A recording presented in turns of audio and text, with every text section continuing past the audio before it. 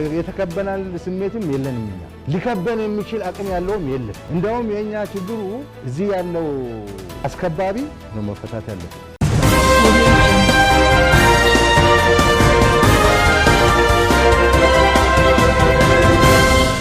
ኦዱቴኛ ጀልቀባቲን Pirezidaantii Masrii Abdul Fattah Al-Sisi Eertiraatti imaluun pirezidaantii Eertiraatii fi pirezidaantii Soomaaliyaa waliin marii taasisuufi jedhame. Kun kan dhagahame erga pirezidaantiin Soomaaliyaa kaleessa Eertiraatti imalanii boodaadha. Gama biraatiin Fiild Maarshaal Biraanuu Juulaa Masriin Itiyoophiyaa marsituus nuti sodaa keenyaa miti jedhan. Mariin Al-Sisiin Eertiraatti taasisuuf deeman kun maalirratti xiyyeeffate? Gabaasa bal'aa dhageessu. Oduu biraatiin lammiileen Itiyoophiyaa lakkoofsaan 47 ta'an mootummaa Saawudiitiin ajjeefamuuf guyyaa eeggataa jiru jedhame. Mootummaan Saawudii lammiilee kana erga du'a itti murteessee bubbuluun himameera. Maaltu uumamee bal'inaan dhageessu. Oduu biraatiin magaalaa Hararitti waldhibdeen masjiida Arattanyaatti uumame karaa naga'aatiin furamee jiraachuu manni maree dhimma Islaamaa naannoo Hararii beeksise. Tibbana mootummaan naannoo Hararii ulamaa'ii gurguddaa Oromoo dabalatee namoota 37 ol erga hidhee booda muddamni naannichatti dhalatee turuu AGM odeeffateera. Ulamaa'ii fi namoonni 37 maaliif hidhamanii? Waldhibdeen kun kaleessa akkamiin furame? Gabaasa guutuun dhageessuu akkam jirtu daawwattootaaf hordoftoota Haanolee Global Media. Oduuf odeeffannoo keenya guyyaa irraa tokko jennee jalqabneeti jirra. Odeeffannoo keenya ijoo isaa amma dhageessan guutuu isaa isin biraan geenya. Haga xumuraa sagantaa keenyatti dhaggeeffachuun yaada qabdan gara koomentiitiin nuuf barreessaa. Viidiyoon keenya namoota hedduu bira akka dhaqqabuuf ammoo laayik, sheer, sabskiraayib godhuun dagatinaa isiniin jenna. Kallattumaan gara gabaasa bal'aattiin isin qajeelcha.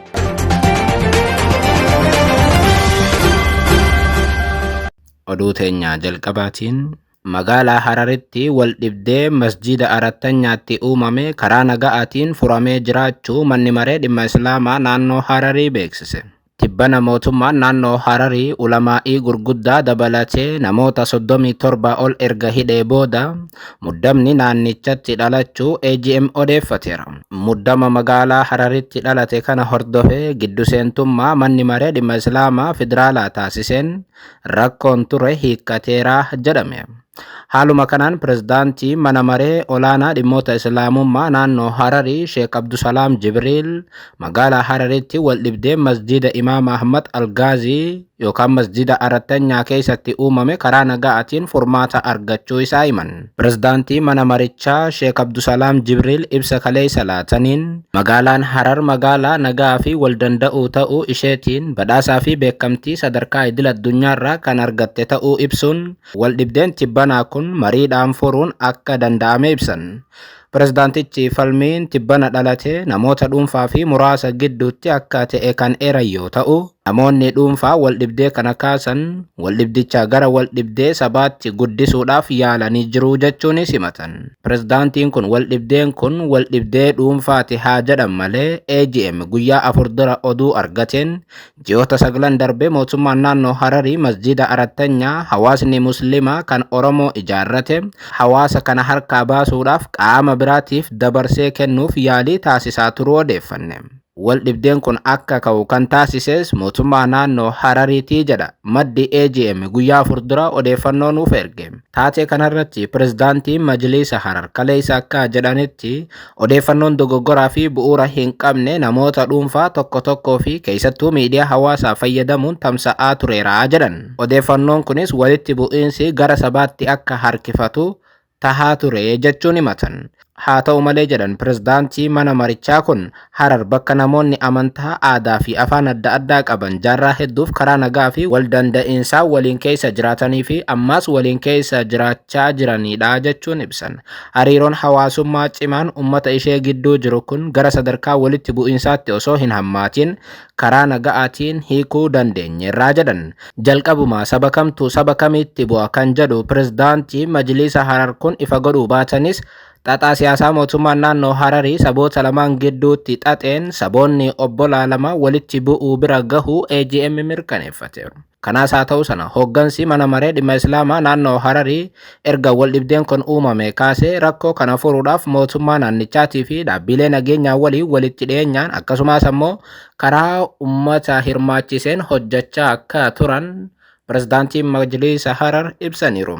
Haala kanaan guyyaa kaleessa bakka hawaasni naannichaa hooggantoonni mana maree dhimmoota Islaamummaa federaalaa akkasumas qaamonni biraa bakka argamanitti namoota dhuunfaa waldhibdee kana kaasan hooggansa masjidichaa irraa kaafamuu ibsan. Pirezidaantii mana maree dhimma Islaamaa naannoo Hararii bakka isaanii hooggantoota haarawa masjida kana bulchuu danda'an koree miseensota 15 of keessaa kan qabu muudamuu pirezidaantiin Majlisa Harar beeksisaniiru.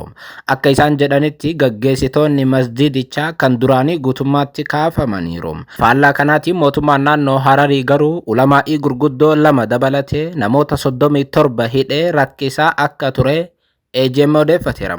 AGM haga oduu kana qindeessutti namoonni hidhaman sun ulamaa'ii lamaan irraa kan hafe tokkoon isaanii hidhaa irratti argamuu jedhameera.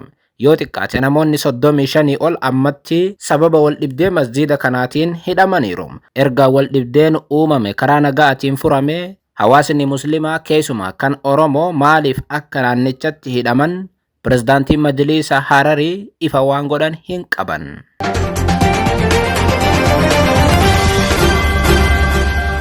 Oduu biraatiin Pirezidaantiin Masrii Abdul Fattah Al-Sisi Eertiraatti imaluun pirezidaantii Eertiraatii fi Soomaaliyaa waliin marii taasisuufi jedhame. Kun kan dhaga'ame wayita pirezidaantiin Soomaaliyaa Eertiraa jiranittidha.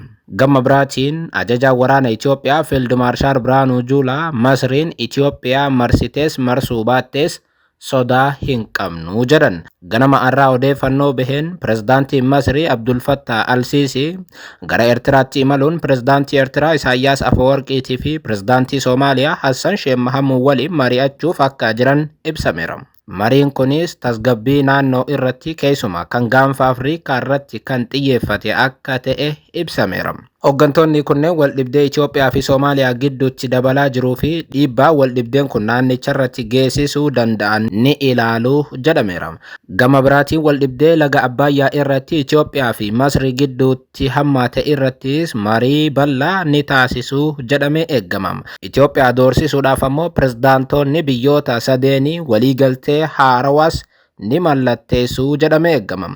Pirezidaantiin Soomaaliyaa Hassan Sheikh Mahamud waggaa lamaan irraa erga aangoo qabatanii imalli isaan Eertiraatti taasisan kun marroo torbaffaaf akka ta'es ibsameera. Pirezidaantiin Masrii Abdul Fattah Al-Sisi ammoo marroo jalqabaati. AGM oduu kaleessa isin biraan gahee tureen Masrii, Soomaaliyaa fi Eertiraan marii garsadee cimaa taasisuuf akka jiran gabaasuun keenya ni yaadatama. Biyyoonni sadee walumaa galatti karoorrii fi fedhiin isaanii Itoophiyaa marsuu fi Itoophiyaa sodaachisuudha. Masrii fi biyyoonni garii Itoophiyaa marsuun nageenya isii irratti dhiibbaa akkamii qabu gaaffii jedhuuf kan gaafataman ajajaa waraana Itoophiyaa Fiild Maarshaal Biraanuu Juulaa tibban akkas jechuun deebisan. Nuti Masrii fi Soomaaliyaatu nu marse jennee sodaa hin qabnu jedhan.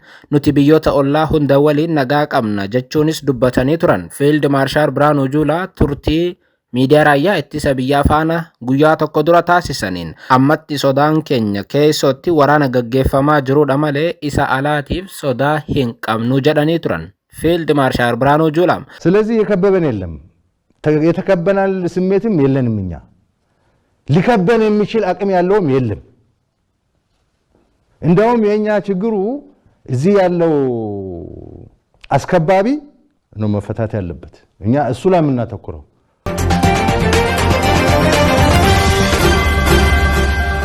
ኦዱቲያኑን lammiileen Itoophiyaa lakkoofsaan 47 ta'an mootummaa Saawudiitiin ajjeefamuuf guyyaa eeggataa jiru jedhame.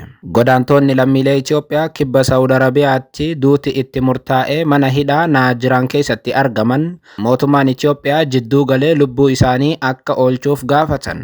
Mana hidhaa sana keessa hanga ammaatti lammiileen Itoophiyaa 2 humnoota Saawudiitiin ajjeefamuu fi kan hafanis du'a isaanii eeggataa jiraachuu kanneen duuti itti murtaa'e 2 BBC BBC Afaan Oromootti himan. Lammiileen Itoophiyaa duuti itti murtaa'ee mana hidhaa keessatti argaman kunneenis gara 47 akka ta'an bilbilaan BBCtti himaniiru. Lammiileen Itoophiyaa BBC'n Afaan Oromoo dubbisee yoom akka ajjeefamnu beekuu baannullee duuti nutti murtaa'eeraa jedhan. Har'a haa ta'u boru akka ajjeefamnu hin beeknu kan jedhan lammiileen du'a eeggachaa jiran kun baay'ee sodaanneerraa jedhan. Maaliif akka duuti nutti murtaa'es hin beeknuu jedhan. Daangaa Saawudii seeraan ala qaxxaamurteetta jedhamnee hidhamnee jedhan. Ergaan hidhamees waggaa 5 fi baatii 5 ta'eeraa jechuun baqataan tokko sodaa keessatti argaman BBCtti dubbatan. Duuti itti murtaa'e kun dhugaa ta'e jedhanii akka hin yaadne kan dubbatan baqataan BBCtti dubbatan kun torbaan darbe hidhamtoonni lammii Itoophiyaa 2 ajjeefamuu isaanii hordofee carraan keenyaas du'a akka ta'e barreerraa jedhan. Du'aa fi jireenya gidduutti argamnaa erga ijoolleen sun ajjeefamanii booda rafnee hin beeknu jechuudhaan mootummaan keenya dhimmicha akka nuuf dhagahu barbaannaa jechuun gaafatan. Waa'ee hidhamtoota Itoophiyaa as keessatti argamanii ilaalchi imbaasiin Itoophiyaa asitti argamu nu gaafatee hin beeku jechuunis himan. Lammiin Itoophiyaa mana hidhaatti duuti itti murtaa'e kan biraas miirri mana hidhaa kana keessa jiru kan nama dhiphisudha jedhan. Sodaanneerraa poolisiin waraqaa qabatee gara mana hidhichaa yeroo dhufu hunda nu fuudhuuf jennee sodaannaa jedhan. Galgalaas ta'ee ganama yoo dhufan ni rifannaa amma du'a eeggataa jirraa jedhan. Homaa gochuu hin dandeenyu du'uun keenya waan hin oolleedha jechuun gadda cimaan dubbatan. Hedduun isaanii kan duuti itti murtaa'e balleessaa maleedha kan jedhu baqataan kun mootummaan Itoophiyaa mootummaa Saawudii waliin dubbatee akka isaan baraaru gaafataniiru. Baqattoonni kunneenis gara maatii isaaniitti bilbiluudhaan mootummaan Itoophiyaa aangawoota mootummaa Saawudii waliin akka dubbatuuf dhiibbaa akka taasisaniif gaaffii akka dhiyeessan dubbatu. Baqattoonni gara biyyaatti bilbilee maatiin keenya mootummaa Itoophiyaa bira deemuun mootummaa Saawudii waliin akka dubbatu nuuf gaafatanii turan kan jedhan baqattoonni kunneen akka waliin haasa'anis waadaa galanii fi maatiin keenyaas deebi'anii jedhan. Akka furmaata argannu maatii keenyaaf waadaa seenanii turan garuu nuti furmaata hin arganne jedhan baqattoonni kun. Itti dabaluudhaanis namoonni baay'een duuti itti murtaa'eera. Hanga ammaattis 2 ajjeefamaniiru. Qoricha sammuu hadoochuu galchitaniittu jedhamanii himatamanii jechuun dubbatan. Mootummaan Itoophiyaa jidduu seenee mootummaa Saawudii waliin dubbatee nu haa baraaru himannaan isaanirratti dhiyaate sobaa jedhu. Baqattoonni du'a eeggachaa jiran kun badii malee ajjeefamaa jiru jechuunis hundi isaanii sodaa hamaa keessatti akka argaman himaniiru.